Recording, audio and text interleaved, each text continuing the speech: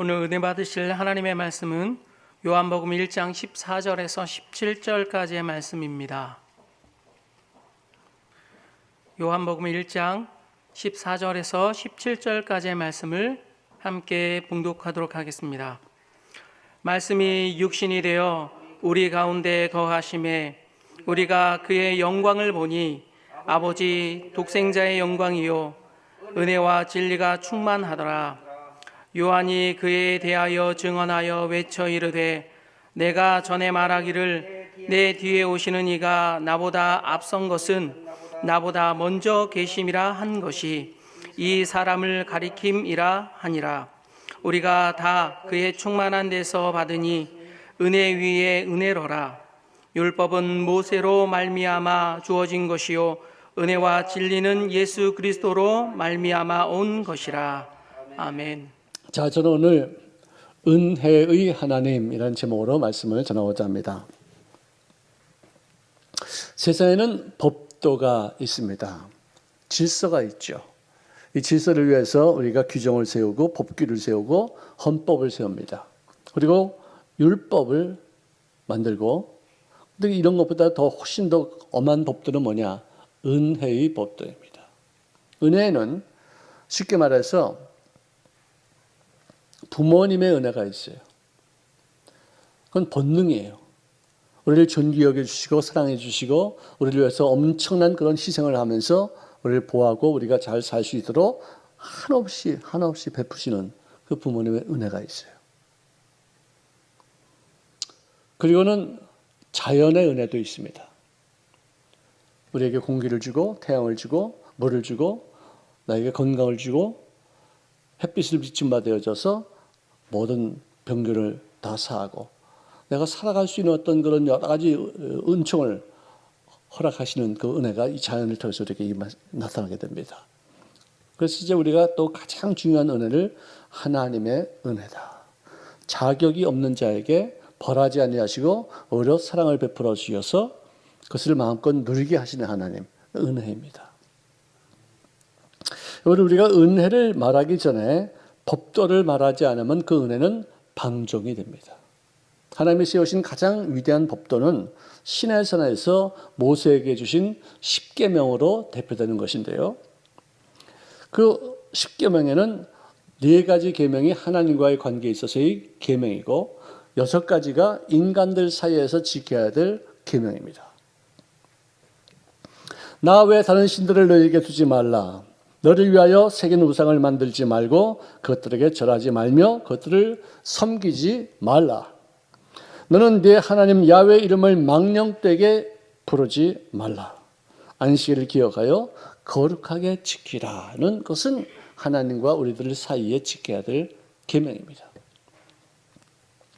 또 나머지 6개는 너희 부모를 공경하라. 살인하지 말라, 간음하지 말라, 도둑질하지 말라, 거짓 증거하지 말라, 내 이웃의 소유를 탐내지 말라. 이 6가지 계명은 앞에 있는 4가지 계명과 더불어 10계명이라고 말하는데 이것은 구약시대에 선포됐다고 해서 구약시대 때에만 적용되는 것이 아니라 신약시대에도 변하지 않는 계명이라는 거예요. 그래서 주님 말씀하시기를 내가 율법이나 선지자를 폐하려 온 줄로 생각하지 말라. 폐하러 온 것이 아니요 완전하게 하려 함이라 말씀입니다. 그런데 이 율법이 뭐냐? 율법이란 척도를 딱 세워놓고서 내 자신을 비춰보면 나는 의인이 아니다. 의인이 없으되 하나도 없다고 성경 기록하고 있으며 모든 사람이 죄를 범하였음에 하나님의 영광에 이르지 못하였다고 기록합니다. 내가 죄를 지어서 죄인이 아니라 죄인으로 태어났기 때문에 죄를 지을 수밖에 없는 존재. 다시 말해서 내 속에 있는 하나님의 형상, 영으로 살아야 될 어떤 그런 존재, 이 모든 프로그램이 망가져서 올바르게 작동하지 않는다는 거예요. 망가져 있다는 거예요. 도찐 개찐이죠. 자, 또 인간 사회에서는 양심의 척도도 다르고 윤리의 기준치도 다릅니다. 문화가 서로 다르기 때문에 내가 보기에 합당치 못한 것이 그들에게는 당연한 것이고 또 그들에게 합당치 못한 것이 내가 보기에는 당연한 것이에요. 예를 들어서 내가 밥을 먹을 때, 특히 국수 먹을 때, 그래서 나중에 뻘꺽뻘꺽 먹는 거. 이거요, 정말 서양 사람들은 학을 띄어요. 진짜 내가 한번 여러분들 해보세요, 이렇게. 근데 우리는 당연히 이렇게 먹어야지 맛있게 보이는 거예요. 근데 그 사람들은 또 테이블에서 밥 먹다 말고 코를 또 걸쭉하게 아유 징그러. 내가 뭐라고 막 그러면 우리 그런 거 한다고. 그럼 니들도 우리가 밥 먹을 때 소리 내는 거 그거 얘기하지 마라. 이거 깜짝 놀래. 그렇구나. 너는 내가 코 푸는 게 그렇게 싫으니? 학을 띈다 이 자식다. 이 기준치가 다른 거예요. 죄가 율법이 있기 전에도 세상에 있었으나 율법이 없을 때에는 죄를 죄로 여기지 아니했다 이거죠. 그런데 율법이 딱 나타나니까 그 거울에 비춰볼 띠인데 계명으로 말미암아 죄로 심히 죄되게 하려 하는 그런 역할이 있더라 이거죠. 여러분 큰 죄라고 해서 더 큰 벌 받고 작은 죄라고 해서 작은 벌 받는 게 아니에요. 큰 돌을 던지려면 풍 하고 가라앉고 작은 돌 던지면 평 하고 가라앉지 다 가라앉는 거예요. 다 지옥 가는 거예요. 그런데 율법의 역할이 뭐냐면은 너는 죄인이다. 너는 죽어야 된다고 해서 나를 정죄하고서 나를 버리는 그런 역할이 아니라 너는 죄인이지. 너는 율법을 못 지키는 사람이지. 너는 심판받아도 당연하지. 너는 용서받아야 돼. 용서받는 길을 찾게끔 우리들에게 죄책감을 주는 거예요. 정죄감을 주는 거예요. 누가 나를 용서할 것인가? 내가 용서받지 못하면 난 죽을 텐데. 그래서 그것을 옛날 성경에는 몽학 선생이라고 말하고 지금은 초등교사라고 말해요. 나를 끌고서 학교까지 갔다가 끝나면 다시 학교에서 집까지 들어오는, 나를 하나님의 은혜 가운데로 가게 했다가 나를 영원한 천국으로까지 인도하는 그 역할을 하는 것이지 나를 정죄해서 지옥에 빠뜨리는 그런 역할이 아니라는 거예요. 이스라엘 백성들이 홍해를 건너서 광야를 지나 가나안 땅에 도착했을 때 그 땅을 정복한 다음에 그들은 세 곳에다가 처음으로 도피성이라는 성을 세웠습니다. 그것은 뭐냐면은 출애굽기 21장 12절에 보니까 너희들이 사람을 고의로 쳐 죽인 자를 보면은 그를 반드시 죽일 것이라. 살인 의도가 있어서 사람을 죽였으면 그 사람 똑같이 죽여라. 그런데 신명기 19장 5절에 보니까 벌목하다가 도끼 날이 휙 날아가서 어떻게 우연찮게 사람에게 맞아서 죽일 의도가 아니었는데 사고로 인해서 그 사람을 죽였으면은 그 사람은 도피성으로 도망가서 거기서 생명을 보존하라. 이게 있어요.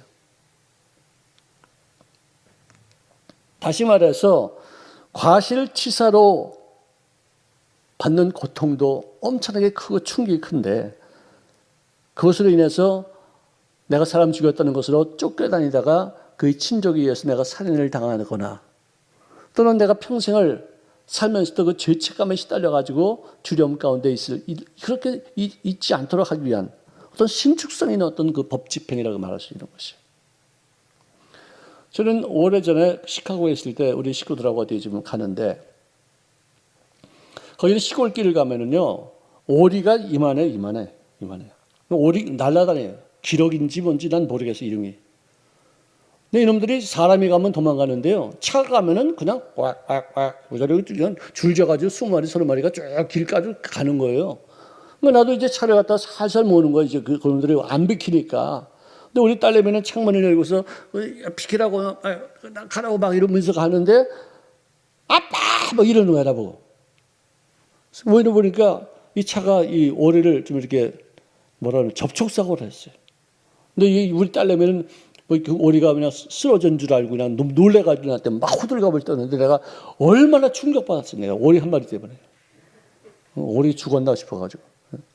그래서 내가 그때 느끼기를 이 오리 한 마리도 이렇게 차가 치여가지고 죽었다는 어떤 그런 슈닝을 내니까 그렇게 가슴이 떨리고 두근거리고 막 흥분이 되고 막 난리가 되는데 내가 어쩌다가 사람을 죽였을 때 그 충격이 얼마나 컸겠는가. 근데 거기다가 또 벌까지 내리고서 또 그냥 감옥에 넣든지 뭐 어떤 채용을 당하고 그러면 얼마나 그 가족들은 고통이 되겠는가. 그런 생각을 해봤어요. 그래서 하나님의 정하신 것이 도피성이라는 거예요. 여러분들, 은혜는 예수님을 통해서 갈보리산 십자가를 통해서 우리에게 오게 되었습니다. 은혜는 뭐냐? 마땅히 죽을 수밖에 없는 존재를 값없이 살려주는 게 이게 은혜예요. 가늠하다 현장에 붙잡혔어요. 모세 율법에 의하면 둘 다 쳐 죽이라고 그랬었어요. 이 바리새인들이 여자만 끌고 왔습니다. 모세 율법에 의하면 이렇게 됐는데 당신 같으면 어떻게 하겠습니까? 이 올무에 걸려고 하는 어떤 수책이었었어요. 예수께서 땅에다 손가락을 글을 썼습니다. 막 윤기가 일어납니다. 막 그냥 난리가 납니다. 왜 잠잠히 계십니까? 그래서 주님께서 벌떡 일어나셔서 하신 말씀이 너희 중에 죄 없는 자가 먼저 돌 들어 쳐! 모두가 다 그 말씀에 찔려서 뿔뿔이 다 흩어졌습니다. 이 여인은 바들바들 떨면서 죽을 그런 순간 돌멩이가 언제 나올까? 쇳덩어리가 언제 나올까? 그 두려움 속에서 바들바들 떨고 있었는데 예수님께서 여자여 너를 고발하던 그들이 다 어디에 가느냐? 깜짝 놀라서 두리번거려 보니까 아무도 없고 흩어진 돌멩이와 뭉치들만 있었어요. 죄 없나이다. 나도 너를 정죄하지 아니하노니 가서 다시는 죄를 범하지 말라. 네가 은혜로 죽을 목숨에서 산 인생으로 바뀌어졌다면 그 은혜를 다시는 죄 짓지 않은 방법으로 갚아라. 법대로 살아라. 12년 동안 혈류병으로 고통받던 한 여인이 있었습니다. 재산 다 탕진합니다. 집안 식구들 다 이제는 지쳐서 이제는 간호도 잘 못하는 그런 상태가 되었어요. 민수기 5장 2절에 보니까 이스라엘 자손에게 명령하여 모든 나병 환자나 유출증, 같이 말해서 혈류병에 걸린 여자이나 또는 죽음으로 시체를 만짐으로 말미암아 부정하게 된 자들은 전부 다 진영 바깥으로 보내서 전염병이 더 이상 옮지 못하도록 격리시켜라.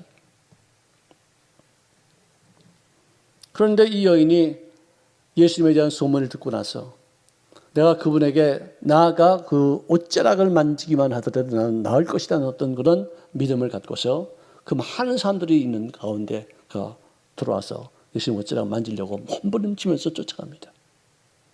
그래서 어쩌다 밀치고 하다가 옷자락을 만지고서 온몸에 전율이 일어나는데 가시던 발걸음을 멈추신 주님께서 누군가가 내 옷자락에 손을 대었다. 주님, 여기 많은 사람들이 서로 옷자락에 손대는 것만이 아니라 밀치고 젖히고 하고 그런 상황인데 어떻게 손을 댔다고 말씀하실 수 있겠습니까? 누군가가 나에게 손을 대었어. 그랬을 때 그 여인이 죄책감에 내가 법을 깨뜨리고 여기까지 나온 것은 이제는 난 돌 맞아 죽는 어떤 운명이구나. 내 몸이 나았어도 나는 이제는 법을 어겼기 때문에 이제는 죽을 수밖에 없겠구나 하는 그런 두려움으로 나가서 제가 주님의 옷자락에 손을 댔습니다. 그때 주님 하신 말씀이 따라 내 믿음이 너를 구원하였느니라. 할렐루야. 법을 어기면서까지도 살기 위해서 나왔다면 주님이 용납하신다. 살리시는 은혜. 죽이는 그런 이런 법이 아니에요. 그래서 고린도후서 3장 6절에는 율법 조문은 죽이는 것이요 성령은 살리는 것이니라. 갈라디아서 2장 21절에 보니까 만일 사람이 의롭게 되는 것이 율법으로 말미암았다면 그리스도께서 헛되이 죽으셨느니라. 은혜로 우리가 구원받는 것이다. 내가 율법을 지킴으로 받는 것은 아니다. 성령은 살리시는 영이요 은혜의 영이요 생명의 영인 줄로 믿으시기를 바랍니다. 하루는 예수님께서 제자들 가운데 한 밀밭을 지나가는데 그날이 안식일이었습니다. 제자들이 시장 한기라 지나가면서 그 이삭을 잘라서 비벼가지고 이렇게 먹었더니 바리새인들이 그것을 보고서 송사합니다. 예수님 보시옵소서. 저 안식일날 하지 못할 일을 하는데 어떻게 저거 어떻게 좀 손 좀 봐야 되지 않습니까? 또 주님 하신 말씀은 다윗이 하나님의 전에 들어가서 제사장 외에는 먹어서는 안 되는 진설병을 먹고 함께한 자들에게도 주지 아니하였느냐 라고 말씀하셨어요. 이 말씀은 사무엘상 21장에 나와 있는 내용인데요. 다윗이 사울에게 쫓기다가 정말 밥도 못 먹고 잠도 제대로 자지 못한 그런 아주 위험한 그런 경각에 부딪혔을 때 다윗과 부하들은 성전을 찾아갔습니다. 제사장이 하는 말이 빵 5덩이만 주시옵소서. 없다면은 그냥 있는 것이라도 잠깐 요기할 수 있을 만큼은 주십시오. 그랬더니 그 제사장이 하는 말이 이렇습니다. 보통 빵은 없고 있는 것이 있으면은 거룩한 빵뿐이 없는데 어떡하지? 하면서 주었어요. 다시 말해서 네가 이거 먹고 살 수 있다면은 법을 깨트려서라도 내가 제사장들이 그들만 먹을 수 있는 어떤 그런 빵임에도 불구하고 너에게 이 빵을 줄 테니까 이 거룩한 떡을 먹고서라도 살아라. 그 뜻이에요. 마가복음 2장 27절에 안식일이 사람을 위하여 있는 것이요 사람이 안식일을 위하여 있는 것이 아니라 그렇게 말씀하셨어요. 법은 사람을 살리는 데 있는 것이지 법으로 사람 죽이려고 하는 것이 아니다. 하나님의 진정한 뜻은 사람을 살리는 쪽으로 모든 것을 다 해석하라.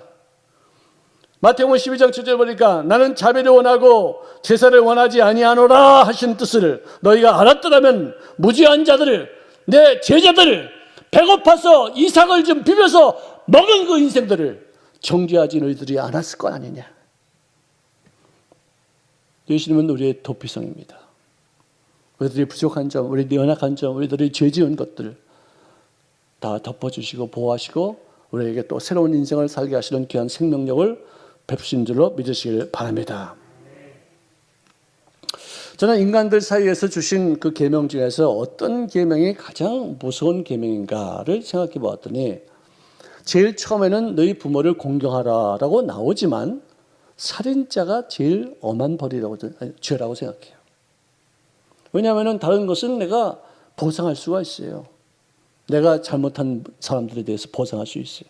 살인해서 죽은 사람에게 내가 어떻게 보상할 수 있어요? 인간은 하나님의 절대 주권에 의해서 그분의 섭리에 의해서 그분의 형상대로 지음받은 존재입니다. 한 사람 한 사람이 하나님의 형상이 그렇게 들어가 있어요. 하나님의 형상은 시공간을 초월합니다. 언천하보다도 물질적인 세계하고 이게 비교의 대상이 되지가 않습니다. 시편 139편 13절에 주께서 내 내장을 지으시며 나의 모태에서 나를 만드셨나이다.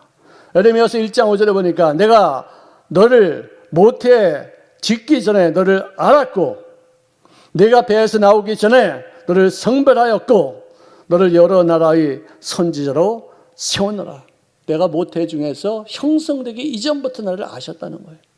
나를 이 땅에 보내실 때 하나님의 계획 중에 예정된 인생이라는 것을 우리에게 분명히 말씀해 주고 있어요. 자, 그런데 엄마와 아빠가 결혼해서 엄마 모태에 내가 착상될 때 그때도 하나님 아셨는데 착상 이후 3주가 되면은 심장 박동이 시작된다는 거예요. 자, 남편 없이 예수님을 임신했던 마리아는 오늘날로 말하면 미혼모예요. 현대의 미혼모라면 그 속에 있는 태아는 어떻게 될지 몰라요. 정말 무서운 상황이죠. 자, 그런데 수태한 것을 알고 나서 그가 찾아간 것은 이미 임신해서 6개월이 지난 엘리자벳 그의 친척입니다. 찾아가서 문안을 했을 때 그녀가 큰 소리로 축복하기를 여자 중에 네가 복이 있으며 내 태중의 아이도 복이 있도다. 그렇게 말해요. 아니 내가 임신했다는 얘기 하지도 않았는데 임신한 사실을 이 사람이 어떻게 알고 이렇게 말을 하는 것이지? 이게 무슨 뜻일까? 이게 어떤 얘기야? 그래서 내가 이 마리아가 물어봤더니 보라, 내가 문안하는 소리, 내 문안하는 소리, 네가 나의 집에 들어오는 그 소리를 내가 들을 때, 내 귀에 들릴 때, 내 복중에 있는 아기가 기쁨으로 막 뛰어놀았다 이거예요. 그를 통해서 네가 임신했구나 하는 것을 내가 알았다는 거예요. 태동이 6개월 만에 그렇게 격렬하게 일어나는 것을 보고서 그가 깨달았다는 거예요. 태아는 산모의 일부가 아닙니다. 개체적인 생명체입니다. 지난 10월 달 정부에서 발표한 개정안을 보면은 임신 14주 이전에는 임산부의 의사만으로도 그 아이를 지을 수 있다는 거예요. 법으로 제정됐어요. 이제 앞으로 곧 통과만 하면 되는 거예요, 이게. 자, 강간으로 임신이 됐거나 아니면은 내가 이 아이를 탄생케 한 다음에 경제적으로 이 아이를 서포팅할 수 없는 그런 사유가 있을 경우에는 임신 15 내지 24주 그 사이에 법적인 조건부로 아이를 지을 수 있다. 상담하고 또 이런 상황이니까 어떻게 했으면 좋겠습니까? 의사 어떤 그 문안을 받아들여서 충고를 받아들여서 지을 수 있다는 거죠. 그리고 임산부의 자기 결정권을 인정해서 배우자와 동의 없이도 자기가 스스로 낙태시킬 수 있다 이거예요.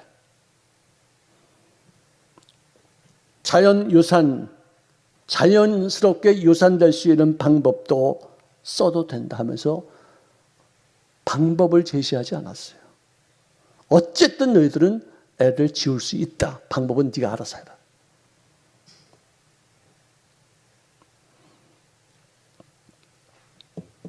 여러분들 낙태의 90% 이상은 12주 이내에 이행합니다. 이것이 얼마나 여성 건강에 치명적인 위해가 되는지 의학자들이 말해주고 있어요. 낙태하는 이유가 기형아를 임신했다. 조사하면 다 나오죠. 그래서 낙태하는 경우도 있고 근친상간으로 또는 강간에 의해서 또 이 아이를 지우지 않으면 산모에게 건강에 아주 치명적인 위해가 될 것이라면 그 아이를 지울 수 있어요. 근데 이런 것은 퍼센테이지가 얼마 되지 않아요. 대부분은 남아 선호 사상에 의해서 딸이기 때문에 죽이는 거예요. 산하 제한, 우리 집에 애가 셋이나 되니까 이제는 더 이상 못 낳는다. 죽여요. 직장 생활 때문에 돈 벌어야 된다. 불륜해서 내가 임신하게 되었다. 혼전 임신이다. 지워야 된다. 내가 책임질 수 없다. 이게 거의 90 몇 %예요. 요즘 정부에서 인구 정책을 위해서 엄청난 예산을 씁니다.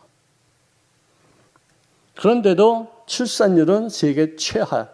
2명이 만나서 결혼해서 0.9, 그러니까 한 명도 낳지 않는 그런 속도로 곤두박질 치고 있어요.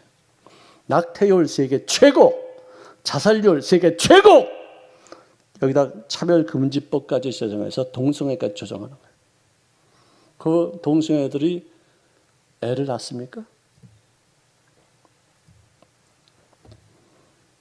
한국의 출생아의 3배가 낙태 수술로 사라집니다. 미국이 이 낙태법을 허용한 이후로부터 1년에 낙태하는 숫자가 5,800만이에요.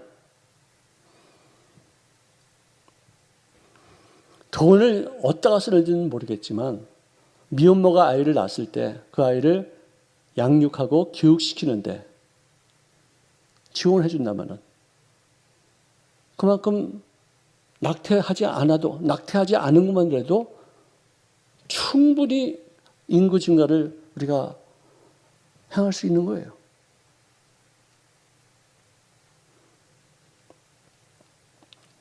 디모데전서 1장 13절에는 사도 바울이 사울이었을 때 지었던 죄에도 불구하고 그를 택하여서 그를 하나님의 위대한 모습으로 쓰임받는 사도가 되게 하시는 그 이유가 나와 있어요. 그는 살인했습니다.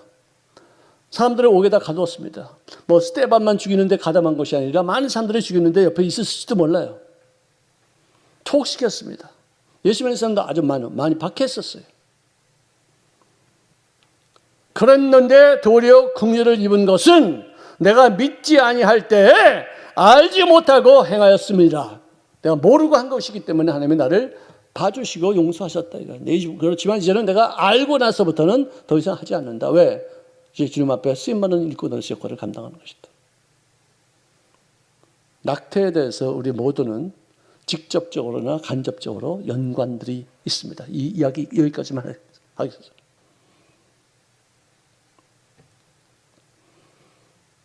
더 이상 우리는 이런 것을 용납하지 말아야 돼요. 시편 36편 9절에 보니까 진실로 생명의 원천이 주께 있습니다 라고 말합니다. 그 생명이 누구에게서 왔냐? 하나님께로부터 온 거예요. 마태복음 25장 45절에는 이 지극히 작은 자 하나에게 행한 것이 곧 나에게 행한 것이요 이 작은 자 하나에게 하지 않은 것이 곧 나에게 하지 않은 것이다. 물론 그 문장은 양과 염소를 가를 때 가난한 자들, 병든 자들, 옥에 갇힌 자들 뭐 여러 가지 사람들에게 자비를 베풀지 했느냐 안 했느냐 이거 갖고 따지는 것이지만 이 문자적으로만 우리가 보자면은 이 속에 있는 아이만큼 작은 자가 세상에 어디 있어요. 무기력합니다. 무능합니다. 아무것도 자기가 할 수 있는 것이 없어요. 근데 그 아이들을 죽여 그 애들에게 그런 어떤 끔찍한 죄를 범해 하나님께 한 것이다.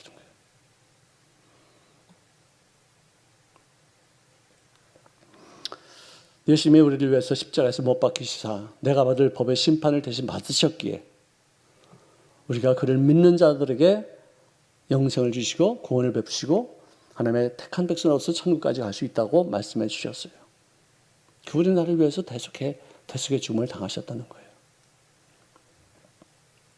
그렇기 때문에 죄가 더한 곳에 은혜가 더욱 넘쳤지만 그렇지만 우리가 그 은혜를 더하게 하기 위해서 죄에 더 거하게 할 수가 있겠느냐.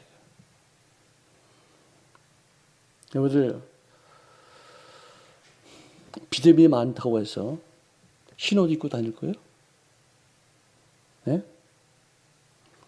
샴푸를 하든지 청결하게 하든지 비듬제를 써가지고 이렇게 비듬을 없애야지. 그래. 비듬 많다고 흰옷만 입고 다닐 거냐고. 사랑은 이웃에게 악을 행하지 아니하나니 그러므로 사랑은 율법의 완성이라. 가장 큰 계명이에요. 사랑. 율법이 없는 은혜는 방종이요 은혜 없는 율법은 부자유합니다. 두렵습니다.